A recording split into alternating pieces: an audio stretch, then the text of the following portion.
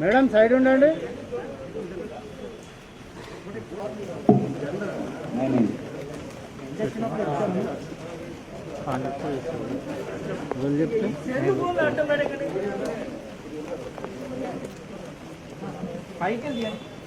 అరే అరే ఆయన కట్టింది ఆయనే కాబట్టి ఆయన పోవాలి, తప్పదు.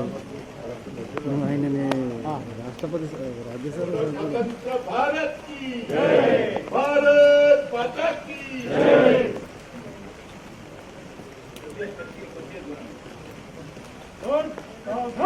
भारत माता की, स्वतंत्र भारत की, बोलो स्वतंत्र भारत की, भारत माता की।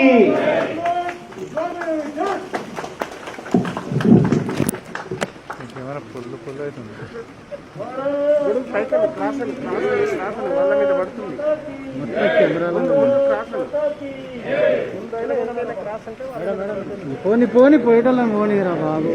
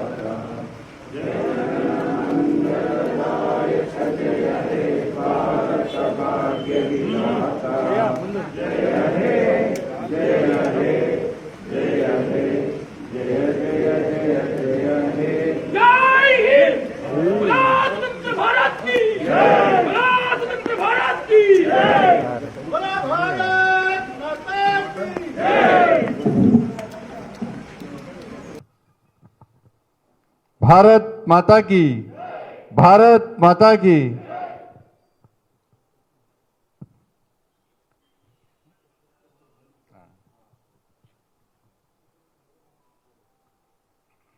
భారతీయ జనతా పార్టీ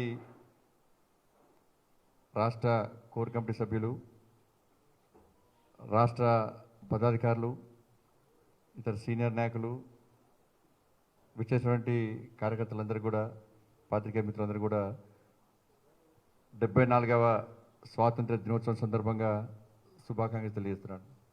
అదేవిధంగా తెలంగాణ రాష్ట్ర ప్రజలకు, భారతీయ జనతా పార్టీ కార్యకర్తలందరూ కూడా 74వ స్వాతంత్ర దినోత్సవ శుభాకాంక్షలు తెలియజేస్తా ఉన్నాను.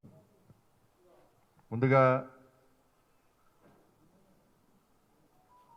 దేశ స్వతంత్ర సమరంలో ఈ దేశానికి స్వేచ్ఛా వాయువులు అందించే క్రమంలో వీరోచిత పోరాటాలు చేసినటువంటి, ప్రాణ త్యాగం చేసినటువంటి ఆ అమరవీరులందరినీ స్మరించుకుంటూ నాటి నుంచి నేటి వరకు కూడా దేశ సరిహద్దులో ఈ దేశ రక్షణ కోసం అసూలు బాసినటువంటి ఆ వీర జవాన్లందరూ కూడా, వాళ్ళందరూ కూడా స్మరించుకుంటూ ఏత లక్ష్యం కోసం ఏది త్యాగం చేసిరో వాళ్ళ ఆశయాలు నెరవేర్చే దిశగా ఈరోజు ప్రతి భారతీయ జనతా పార్టీ కార్యకర్త కానీ, ప్రతి భారతీయుడు కానీ ఆ దిశగా ప్రతిజ్ఞ చేయాలని, ప్రతిజ్ఞ పూరాలని చెప్పి అందరికీ విజ్ఞప్తి చేసుకుంటూ, అందరికి తెలిసిన విషయమే 73 ఏళ్ళ ఈ మహాప్రస్థానంలో అనేక రంగాల్లో ఈ దేశం అభివృద్ధి చెందినప్పటికీ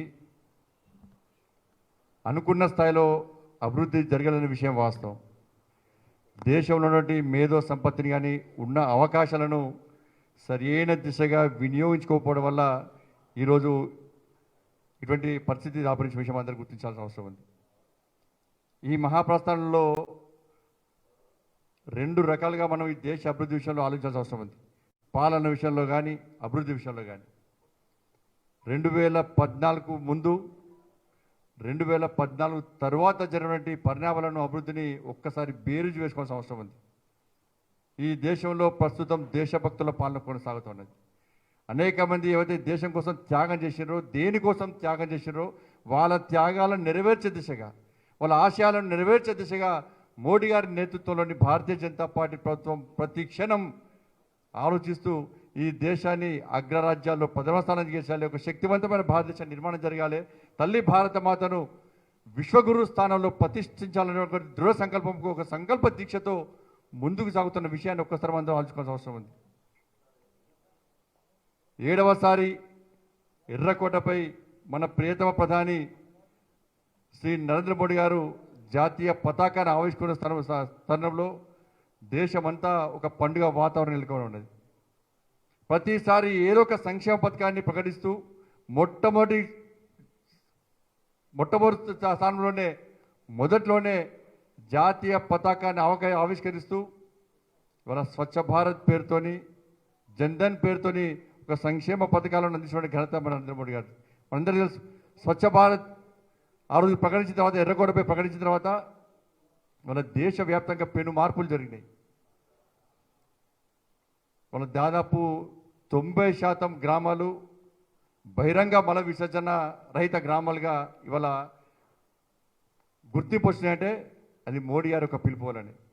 మన జన్ధన్ అకౌంట్ ద్వారా గతంలో కేవలం 23 కోట్ల మంది భారతీయులకు మాత్రమే బ్యాంక్ అకౌంట్స్ ఉంటే వాళ్ళ జన్ధన్ సంక్షేమ పథకం ద్వారా, స్కీమ్ ద్వారా దాదాపు 40 కోట్లకు పైగా ఇవాళ భారతీయులందరూ కూడా, అనేక మంది పేద ప్రజలు కూడా, బ్యాంకు విషయంలో అవగాహన లేని పేద ప్రజలు కూడా ఈరోజు బ్యాంక్ అకౌంట్స్ ఓపెన్ చేసే వాళ్ళ దాని ద్వారా ఇలా డిజిటల్ బ్యాంకింగ్ అనే నూతన విప్లవానికి నాంది పలికినట్టే ఒక్కసారి మనం గుర్తుంచుకోవాల్సిన అవసరం ఉంది.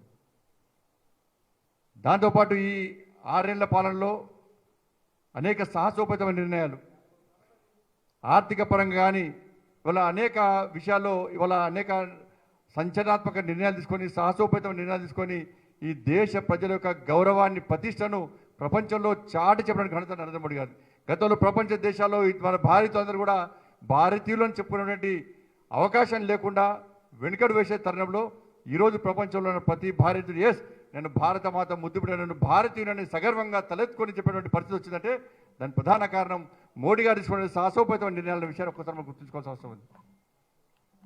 ఒకవైపు దేశము ప్రపంచమంతా కరోనా మహమ్మారి వల్ల ఇబ్బంది పడుతున్న తరంలో దేనికి వెనుకడు వేయకుండా ప్రపంచానికి ఒక స్ఫూర్తి సందేశాన్ని అందించే విధంగా మనం మొట్టమొదటిసారిగా లాక్డౌన్ ప్రకటించినప్పుడు కూడా ఈ దేశంలో ఏ ఒక్క పేద ప్రజలు కూడా ఆకలితో అలమటి చెందిన ఉద్దేశంతో ఒకవైపు పార్టీ కార్యకర్తలను సేవా దృక్పథంతో ముందుకు వాళ్ళనే సంకేతం ఇచ్చి, ఒక సందేశం ఇచ్చి వాళ్ళ ఒకవైపు భారతీయ జనతా పార్టీ కార్యకర్తలు రాజకీయాలకు అతీతంగా, కులాలకు అతీతంగా, వర్గాలకు అతీతంగా, వర్ణాలకు అతీతంగా సేవా దృక్పథం చేస్తూ పార్టీ పేద ప్రజలు ఆదుకునే ప్రయత్నం చేస్తుంటే వాళ్ళ ఆర్థికంగా కూడా ఈ దేశంలో ఏ ఒక్క ప్రజలు కూడా ఇబ్బంది పడుతున్న ఉద్దేశంతో 20 లక్షల కోట్ల పేరుతోని ఆత్మనిర్భర భారత్ పేరుతోని సంక్షేమ పథకాన్ని అందించి ఈ దేశ ప్రజలను ఆదుకోవడానికి ఘనత శ్రీ నరేంద్ర మోడీ గారి నేతృత్వంలో భారతీయ జనతా ప్రభుత్వం, మన ప్రభుత్వాన్ని.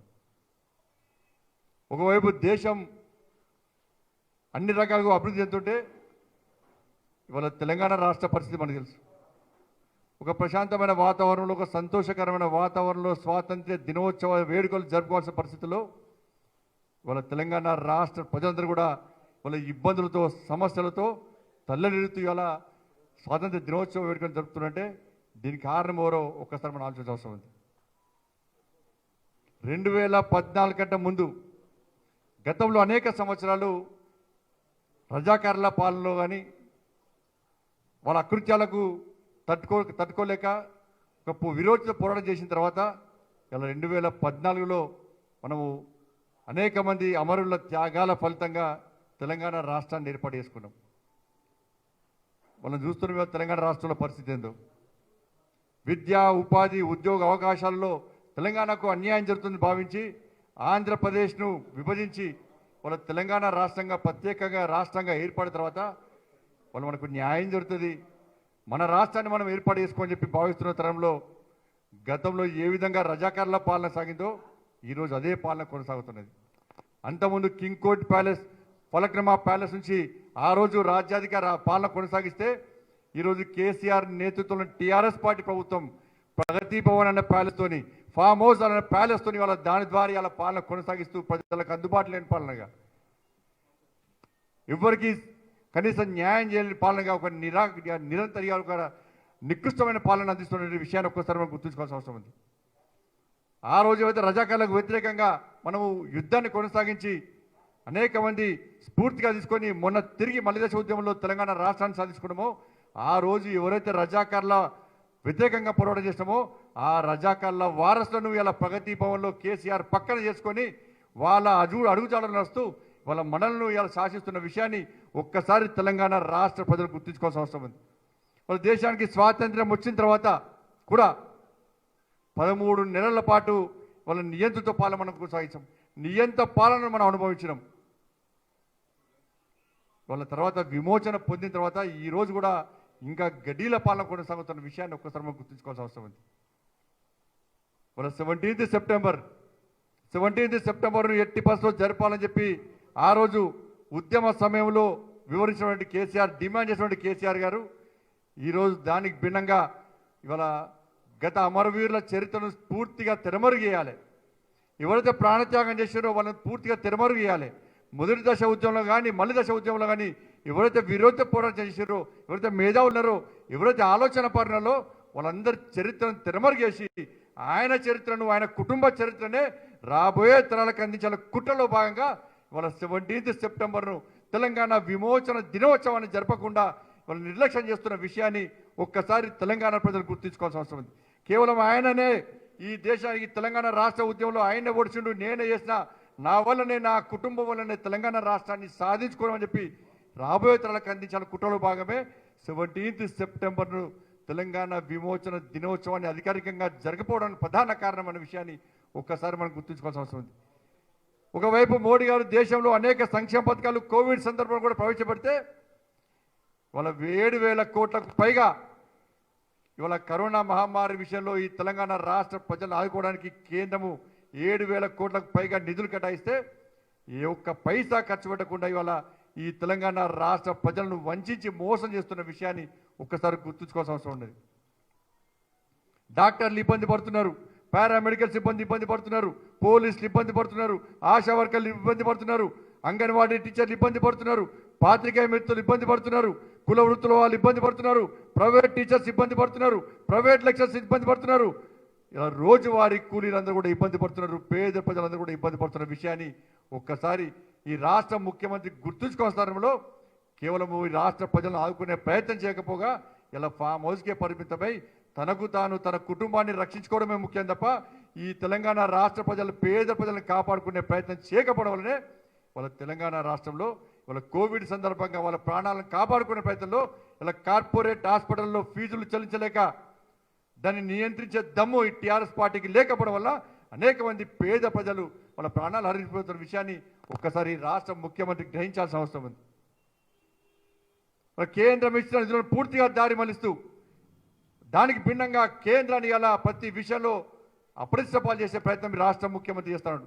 మంచి జరిగితే ఆయన ఖాతాలో, చెడు జరిగితే మాత్రం కేంద్రం మీదకి నెట్టేసే ప్రయత్నం ఈ రాష్ట్ర ముఖ్యమంత్రి చేస్తా ఉన్నాడు. ఏ ప్రాంతంలో కూడా, ఏ జిల్లాలో కూడా కనీసం ప్రభుత్వ ఆసుపత్రుల్లో వైద్య సౌకర్యాలు లేకపోవడం వల్ల, డాక్టర్లకు వైద్య సిబ్బందికి సేవ చేసే ఆలోచనప్పుడు కూడా వాళ్ళకే రక్షణ లేకపోవడం వలన, కనీసం ఇలా ప్రభుత్వ ఆసుపత్రిలో వైద్య సదుపాయాలు లేకపోవడం వలన, టెస్టుల సంఖ్య పెంచకపోవడం వలన తన ప్రతిష్ట పెంచుకోవడానికి ఇవాళ తెలంగాణ రాష్ట్రాన్ని అప్రతిష్ట మూడగటువంటి మూర్ఖత్వ ముఖ్యమంత్రి ఈ రాష్ట్ర ముఖ్యమంత్రి. ఇవాళ దేశవ్యాప్తంగా అనేక రాష్ట్రాల్లో ఆ రాష్ట్ర ముఖ్యమంత్రుల గురించి, వారి పాలన గురించి ఈ 15th ఆగస్టు స్వాతంత్ర దినోత్సవం సందర్భంగా పొగడ్తలతో ముంచేస్తుంటే ఈ రాష్ట్రంలో ఈ రాష్ట్ర ముఖ్యమంత్రి యొక్క విచిత్రమైన వ్యవహార శైలి వల్ల చాతకంత విషయాన్ని ఇవాళ తెలంగాణ రాష్ట్ర ప్రజలు వాళ్ళు గుర్తించుకుంటున్నారంటే నిజంగా ఈ రాష్ట్ర ముఖ్యమంత్రి సిగ్గుతో తల ఉంచుకోవాల్సిన అవసరం ఉంది. వాళ్ళు ఒకవైపు కోవిడ్ వల్ల ఇబ్బంది పడుతున్నారు, వాళ్ళ కనీసం ఇంతమంది పేద ప్రజలు ఇబ్బంది పడుతుంటే వాళ్ళ మోడీ గారు దేశ ఆర్థిక వ్యవస్థను పటిష్టపరచడమే కాకుండా పేద ప్రజలను ఆదుకోవాలనే ఉద్దేశంతో, పేద ప్రజలు ఇబ్బంది పడుతున్న ఉద్దేశంతో అనేక సంక్షేమ పథకాలు ప్రవేశపెడితే ఈ రాష్ట్ర ముఖ్యమంత్రి కనీసం ఈ కరోనా మహమ్మారి వల్ల ఈ రాష్ట్రంలో పేద ప్రజలు ఇబ్బంది పడుతున్నారు, అనేక మంది అవుట్ సోర్సింగ్ ఉద్యోగం తొలగిస్తున్నారు, అనేక మంది ఇబ్బంది పడుతున్నారు, వాళ్ళ కుటుంబాన్ని పోషించుకోవడమే ఇబ్బంది కూడా పరిస్థితిలో కనీసము కోవిడ్ లాక్డౌన్ సందర్భంగా ఒక్క సంక్షేమ పథకాన్ని కూడా ఈ రాష్ట్రంలో ఈ రాష్ట్ర ముఖ్యమంత్రి ప్రకటించలేదంటే ఇంతకంటే సిగ్గుచేటి ఇంకోటి కాదు. ఒక్క పైసా కూడా ఈ రాష్ట్రం ప్రత్యేకంగా కేటాయించలేదంటే ఇంతకంటే దౌర్భాగ్యం ఇంకోటి కాదు. కేవలం కేంద్రం ఇచ్చిన నిధులు తప్ప, కేంద్రం ఇచ్చిన సంక్షేమ పథకాలు తప్ప ఒక్క సంక్షేమ పథకం కూడా ఈ రాష్ట్రంలో ఈ రాష్ట్ర ముఖ్యమంత్రి ప్రత్యేకంగా ఈ సంక్షేమ పథకం ఇలా ప్రవేశపెట్టలేదు. ఒక్క పైసా కూడా ప్రత్యేకంగా ఈ రాష్ట్ర ప్రజలను ఆదుకునే ప్రయత్నం చేయలేదు. ఒక్క పైసా కూడా కేటాయించిన విషయాన్ని ఒక్కసారి రాష్ట్ర ప్రజలు అవసరం ఉంటుంది. వాళ్ళు కేవలం నీళ్లు, నిధులు, నియామకాల పేరుతోని తెలంగాణ రాష్ట్రాన్ని ఏర్పాటు చేసుకుంటే వాళ్ళ దానికి భిన్నంగా నీళ్ళన్ని ఫామ్ హౌస్కు, వాళ్ళ నిధులన్నీ కూడా దారి మళ్లించి జేబులు నింపుకునే ప్రయత్నం చేస్తున్నాడు. నియామకాలను కూడా కేవలం వాళ్ళ కుటుంబానికే పరిమితమైనది. తెలంగాణ రాష్ట్ర 2014 తెలంగాణ రాష్ట్ర ఏర్పాటు సమయంలో వాళ్ళ ధనిక రాష్ట్రంగా ఉన్న తెలంగాణ రాష్ట్రానికి వాళ్ళ అప్పుల రాష్ట్రంగా చేసిన దౌర్భాగ్య ముఖ్యమంత్రి ఈ రాష్ట్ర ముఖ్యమంత్రి కేసీఆర్. ఇప్పటికే 3 లక్షల కోట్ల అప్పుతో తెలంగాణ రాష్ట్రం ఇవాళ అప్పుల పాలై ఉన్నది. వాళ్ళ ఇలా ఎఫ్ఆర్బిఎం పరిమితులు సడలించొద్దని ఇంకా 1,00,000 కోట్ల అప్పులు చేసేందుకు ఈ రాష్ట్ర ముఖ్యమంత్రి ప్రయత్నిస్తూ ఉన్నాడు. అప్పులు చేయడానికి వ్యతిరేకిస్తలేము. చేసే అప్పులు అభివృద్ధి కోసం ఉండాలి, పేద ప్రజల కోసం ఉండాలి తప్ప కేవలం కాంట్రాక్టర్ల జేబులు నింపడానికి, కమిషన్తో కుటుంబాన్ని జేబులు నింపుకోవడానికి, కేవలం ఆ 3 కంపెనీలకే కాంట్రాక్ట్ అప్పగించడానికి, అభివృద్ధి పేరుతోని అక్రమ అడ్డదారి దొక్కడానికి కాదు ఇవాళ అప్పులు చేసేది.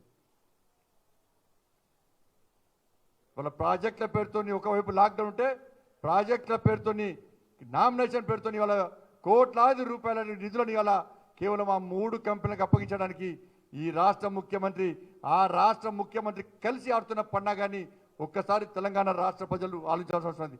భారతీయ జనతా పార్టీ ప్రాజెక్టులకు వ్యతిరేకం కాదు, అభివృద్ధిలకు వ్యతిరేకం కాదు. అభివృద్ధి పేరుతోని, ప్రాజెక్టుల పేరుతోని ఇరు రాష్ట్రాల ముఖ్యమంత్రులు, ఆ రాష్ట్ర ముఖ్యమంత్రి ఆ ప్రజలను మోసం చేయడం, ఈ రాష్ట్ర ముఖ్యమంత్రి ఈ రాష్ట్ర ప్రజలను మోసం చేస్తున్నటువంటి విధానాన్ని మాత్రమే భారతీయ జనతా పార్టీ వ్యతిరేకం. ఇవాళ ఇవన్నీ ప్రశ్నిస్తే ఇలా ఏదో రకంగా ఇరు రాష్ట్రాల ముఖ్యమంత్రులు ప్రాంతీయ విద్వేషాలు రగిలించి రాజకీయ లబ్ధి పొందే ప్రయత్నం చేయడం నిజంగా దుర్మార్గం. కాబట్టి ఇటువంటి తరుణంలో ఇవాళ 15 ఆగస్ట్ వచ్చే 15 ఆగస్ట్ వరకు ఇవాళ తెలంగాణలోని ప్రతి భారతీయ జనతా పార్టీ కార్యకర్త ఈ రాష్ట్రంలో కేసీఆర్ యొక్క నియంతృత్వ, నిరంకుశ, అవినీతి, అరాచక పాలనకు వ్యతిరేకంగా వాళ్ళ క్షేత్రస్థాయిలో భారతీయ జనతా పార్టీని పటిష్టం చేయాల్సిన అవసరం ఉంది.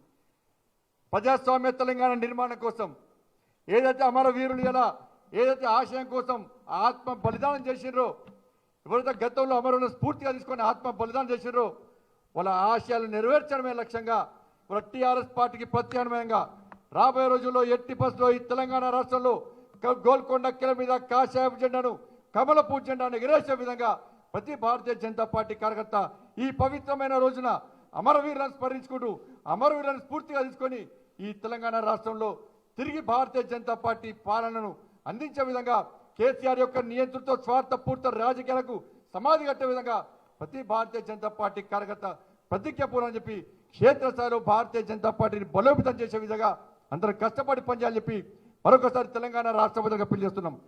టీఆర్ఎస్ పార్టీ పాలనకు సమాధి కట్టడం, టీఆర్ఎస్ పార్టీ గడిల పాలనను అంతమొందించడం కేవలము భారతీయ జనతా పార్టీ ద్వారా మాత్రమే సాధ్యం. మీ ఆశయాలను నెరవేర్చడానికి, ఈ ప్రజాస్వామ్య పాలన అందించడానికి ఇలా భారతీయ జనతా పార్టీకి మద్దతు తెలపండి, భారతీయ జనతా పార్టీకి అండగా ఉండండి. భారతీయ జనతా పార్టీ కార్యకర్తలకు మీ గ్రామాలకు వచ్చినప్పుడు, మీ ఇంట్లోకి వచ్చినప్పుడు ఆదరించండి, అభిమానించండి, ఆశీర్వదించండి. అందరం కలిసికట్టుగా ఈ అరాచక పాలన అంతమొందిద్దాం. తప్పకుండా ప్రజాస్వామ్య తెలంగాణ నిర్మాణంలో మలిదశ ఉద్యమంలో మీ అందరు భాగస్వామ్యంగా చెప్పి మీ అందరికీ తెలియజేసుకుంటూ, మీ అందరికీ వేడుకుంటూ, మీ అందరినీ విజ్ఞప్తి చేస్తూ ఆ దిశగా మీరు ఆశీర్వాదం అందిస్తారని ఆకాంక్షిస్తూ మరొకసారి అనేక మంది అమరవీరులను ఈ వీరోచిత పోరాటంలో అసలు బాసినటువంటి అనేక మంది అమరవీరులతో పాటు కరోనా మహమ్మారిని ఇలా ఈ పేద ప్రజలను రక్షించడంలో అసలు బాసినటువంటి ఇలా కోవిడ్ వారియర్స్ అందరూ కూడా స్మరించుకుంటూ వారికి నివాళులర్పిస్తూ ఆ పేద ప్రజలు కానీ వారియర్స్ అందరూ కూడా వాళ్ళ ఆత్మకు శాంతి చేకూర్చాలని చెప్పి వాళ్ళ కుటుంబంలో కూడా మనోధైర్యం నింపాలని చెప్పి మనస్ఫూర్తిగా ఆ అమ్మవారిని వేడుకుంటూ సెలవు తీసుకుంటాను. భారత్ మాతాకి జై.